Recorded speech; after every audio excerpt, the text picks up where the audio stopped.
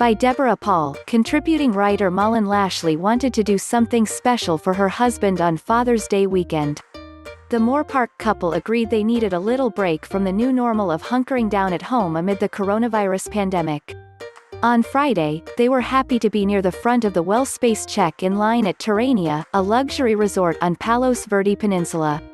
They were some of the first guests at the resort's reopening since it closed 3 months ago. "This was a wonderful gift from my wife to me," Kevin Lashley said. "I going to go heavy on the room service, and cocktails, I'm not going to lie. And my 4-year-old son is going to go heavy on the swimming pool."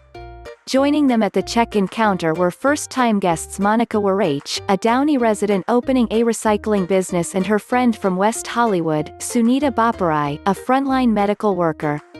"I've been in quarantine for 9 weeks and haven't even seen my parents," said Boparai, an intensive care nurse at Cedar Sinai Medical Center. "Since things are starting to open up, now is the time to do a weekend getaway.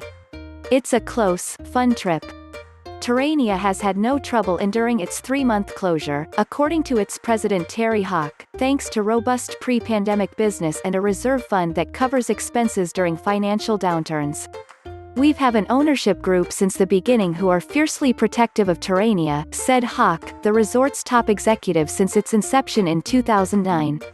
The reopening of Terranea is good news for Rancho Palos Verdes, as well as more than 96% of the city's transient occupancy taxes comes from the resort, funding capital improvement projects and public safety.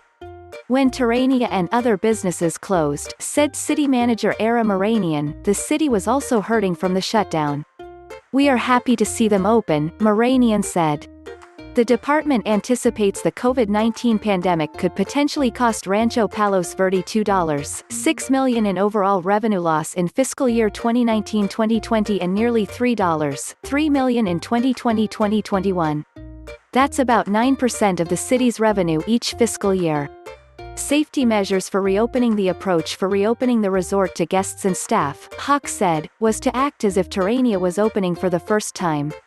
Terranea has implemented the American Hotel and Lodging Association's Safe Stay, following industry-wide best practices for protecting against the coronavirus, she said.